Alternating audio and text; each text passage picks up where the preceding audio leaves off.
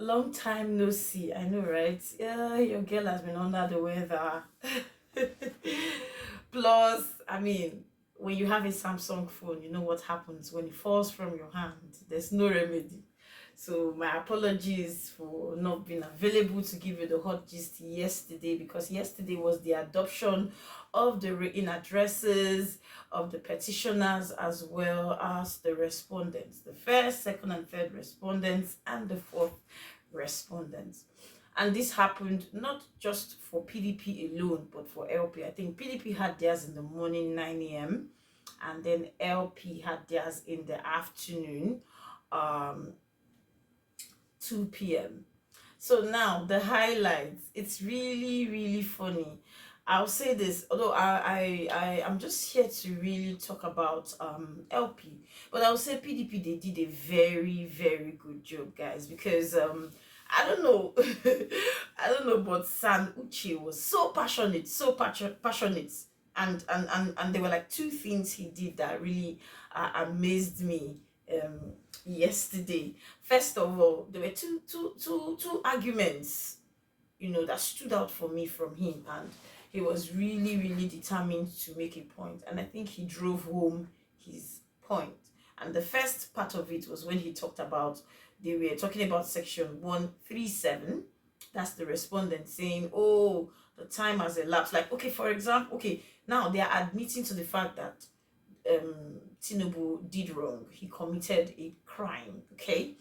But they're saying, oh, the constitution has said that there's an elapsed period for that punishment, and the time for that punishment has elapsed. And he's saying no. Even though I'm a Christian, because I know, Justice Samani was like, but you're a Christian now. I mean, don't you forgive? He said yes, but there is always a consequence for sin, and that is it. And the law does not make provisions for that, because I know Justice Samani was saying, oh, you're misleading the court now, so that at the end of the day, the social media people, they will pick up something to say. But San Uche said, even if I'm a Christian, there is a punishment for sin. There is a consequence for sin. And of course, if you want to know, you can ask Saul, King Saul. There was a punishment for disobedience. And of course, you can even ask David. There was a punishment for adultery. That child that was conceived out of adultery was, he died. He didn't survive. So there is always a consequence for your action, even though there is forgiveness for sin. And the consequence is, okay, Tinubu, God has forgiven you, but you need to leave.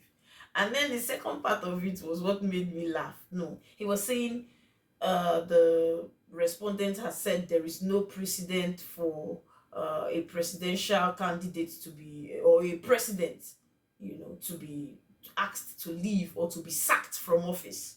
And San Uche is saying that if the circumstances present itself and that the only option and the solution to that issue is for that president to be sacked, then he must be sacked. He has to leave. Like, the drama was something else in court yesterday. It was like, let it be decided now, today. It can happen today. We can set it, which is true. The truth is, presidents don't just wake up one morning and be presidents. Somebody must have set out that particular law, or a particular case must have been decided with the relevant circumstance, and it now becomes a norm. So any other case with an impari material occurrence would just follow that particular precedent. So what he's trying to say, and it's true, or what he is telling the court is, even though a president may not have been sacked before, it can start with Tinubu. So it was a very, although Justice Samani was like, sorry, please, today is not judgment day, but it was like, it can happen today, heaven will not fall. So we can see that it's really becoming interesting. So now back to the case in the afternoon, LP, and then the respondents.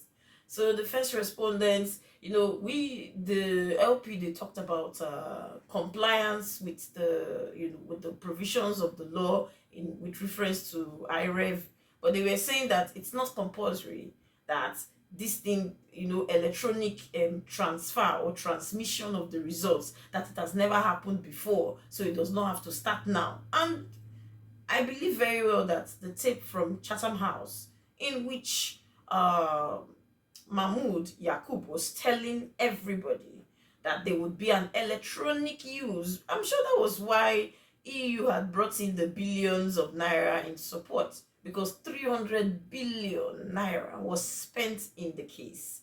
300 billion naira. Yes, you heard me. 300 billion naira. So if we are using such huge amount of money, then it simply means that something that has never been done before would happen today. Is that not so? So I don't know why people were saying, oh, I don't know why the respondents, rather, why they said what they said.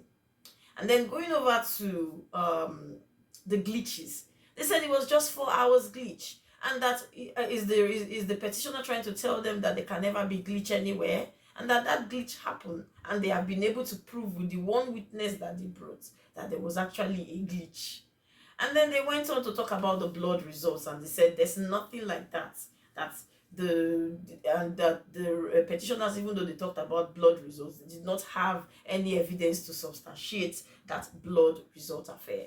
And then they talked about the 25% and said that the 25% is not compulsory, and that FCT should be treated as a state.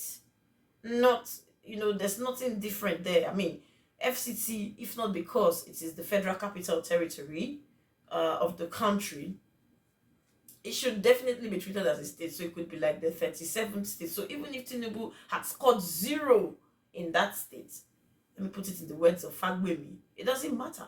And Fagbemi even scored INEC. And he said, Fagbemi, if you don't know, is the lawyer to the council for APC. And Fagbemi was saying, even if APC, even if 50% is the pass mark, he would give INEC a 90% for a well-conducted election. So now it was time for Levi Uzoku to speak, because if you don't know who Levi Uzoku is the petitioner's lead counsel, and so he was the one that was to take the adoption for the petitioners. Now, before I continue, in case you do not know, AB Mahmood is the lead counsel for INEC, which is the first respondent, and then we have Olanipe Kun San, all of them are sons. He is the lead counsel for the second and third respondent. Second respondent Tinubu, third respondent Shetima, respectively. And then we have APC lawyer Fagbemi. I think he is also one of the ministerial will I say aspirant now, because we know that they will definitely be confirmed. So yeah, for the fourth respondent. So now when it was time for Levi said so many things that, in fact, I'm still shivering, because he spoke about, because they keep hammering on section 137, which is the lifespan for a particular punishment, but he drew their attention to section 131, and that there is no 137 without section 131. But let me start with the glitches part. And then he said, you said it was 4 hours glitches, but it took you 4 months to produce the relevant documents, the certified true copies of the results sheets in which you declared Tinubu the winner. But even in that, we have certified true copies of 18,000 blood results. Now, if you are giving me a certified true copy of something, simply means that the actual copy is a replica of the CTC. It's just like a photocopy of something. If I go to a photocopying machine and I put in an original document, the photocopy would bring out, at least in words, the exact replica. Maybe now in black and white, but if I insist for it to be colored, it will bring it out, but it will be the exact replica. So what you're saying is that 18,000 blood results were used to declare winner, and you're saying that we did not provide evidence, but we had provided evidence, which was CTC copies that you had given us, because we requested for them via subpoena. Remember, I talked about subpoena. There are 2 types of subpoenas. You have the subpoena ad testificandum, which is telling somebody to come to court to come and testify, compelling the court, because most times they will not be willing to bring it. But with the subpoena, it is like a mandatory order.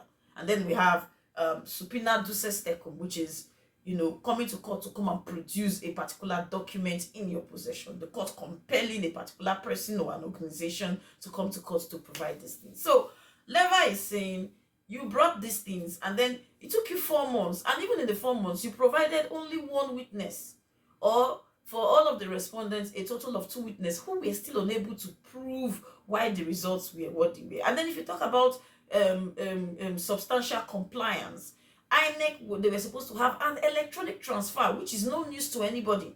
So you coming here to say it was supposed to be done manually is a lie. And evidence had been brought to court. Remember I talked about the Chatham House one, where Yakub, the INEC chairman, was seen talking about how it's going to look like. And one of the witnesses, I think the pastor for INEC, he had come in to state that IREV is supposed to provide the results, where you are looking for the basis for the declaration of the winner. IREV is supposed to give you, or is this pointer for anybody who is looking for that. But that did not happen because substantial part of the results were not uploaded on IREV. And then he went on to talk about the 25%. And then he said something. He said, the 25% is not a disjunctive because in the constitution it has the and. He equally talked about the Shehu Shagari and Awolowo case. And he said, they have now put this particular wording to include and the FCT. And so for him, he's saying that and the FCT is not disjunctive, but it is conjunctive. It's a conjunctive statement or a conjunctive word, and, which simply means that it is compulsory.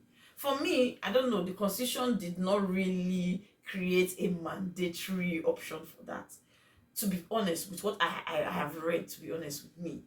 But I think commonsensically, if you're going to be ruling a place, then the primary place of assignment should have your 100% backing by giving you their vote in total, by at least making you have 25%. Again, they equally talked about a rerun. Why would I forget that? APC talked about a rerun, and then they said if there must be a rerun, they don't want to have a rerun with Labour Party, and they said it's going to be with the runner-up, who is Atiku, and not Peter Obi, who came third, based on the result. But even the result is being challenged by one thing or the other, and that they were like, the Labour Party representative in the election would have provided the original copies of all of the results, polling units by polling units. But my question is, why then will INEC give a CTC copy of blood results? Do you understand? And then, is it that APC, are they afraid of having a rerun with Peter Obi? Although they are pointing at the constitution to state that, section 299 is not going to allow for anybody, who does not have majority of the votes. But Peter Obi has been able to challenge the results to an extent to state that he did not even come second, he came first. So now back to Levi. Levi talked about narcotics. He said, yes, money laundering was part of the offense. Remember Chris Uche-san had talked about this whole money laundering thing. So he was equally talking about it now, Levi Uzoku, and he was saying that the money laundering thing is there, but the main crime is the forfeiture of over $460,000 US. I've talked about forfeiture. I've repeated it so many times, so you can go watch it from my video. And then he was saying something about forfeiture, and he said, you cannot, it's even in the laws, and I mentioned it the last time I talked about it, the ACJA section 494, when it talks about the definition section or the interpretation section of that law, recognizes forfeiture as a crime.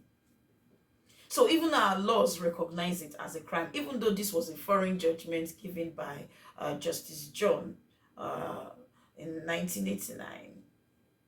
So he talked about that, and then he laughed and said, I know you people are trying to avoid talking about narcotics, but we'll have to discuss it. He talked about it. He talked about a substantial compliance, which is mandatory. And then he referred to the case of Oyetola and INEC, which is a very, very recent case where they had talked about mandatory requirements.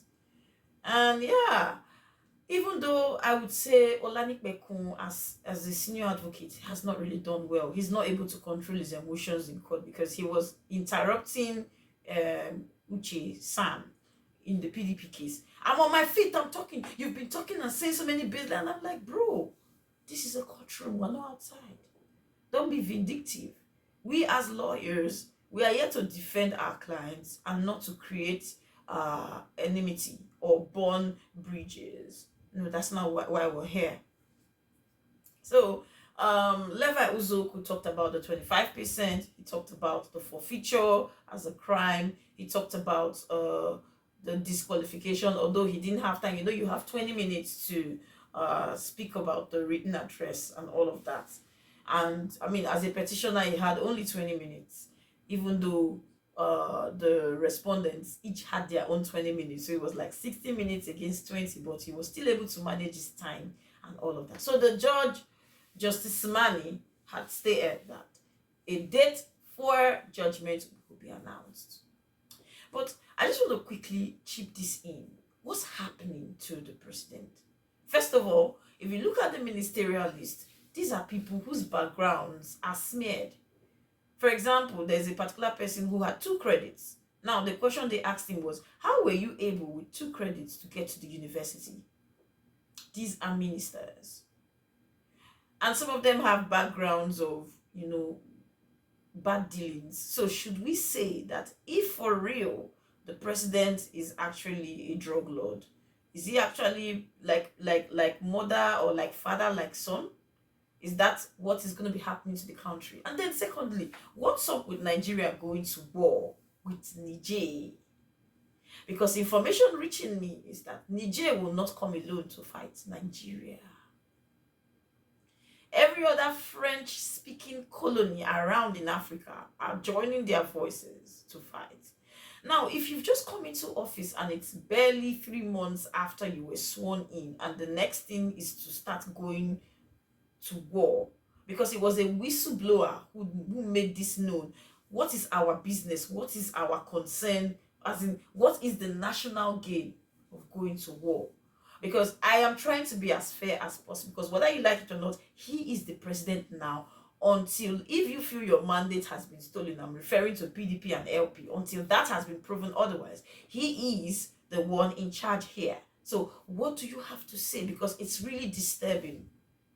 I don't want to say too much, but please fill up that comment section with like your views, your opinion, you know, about the judgment, the conduct of the banter between Justice Samani and San Uche yesterday in the PDP case, and then going forward. I love the fact that they like to put humor in all of this, because they were talking about glitch, and somebody was drawing my attention to the fact that when the APC lawyer was talking, his voice was hoarse at some point, and they had to give him water, and he was like, oh, voice glitch. They took light, oh, light glitch. Are they trying to insinuate that there was actually a glitch? Because remember that the Amazon witness had come out to say there was no glitch whatsoever. Remember when she came, she said that there was no glitch. So guys, let me have your views. Besides, I'll be back soon. I know, right? I'll be back soon with many more goodies. So wish me quick recovery. We're getting there. And then, of course, by God's grace, we should be getting our phones back up so you can have a brighter screen to behold this beauty. Okay, so have a lovely evening, and it's over here. Continue to pray for Nigeria. Bye.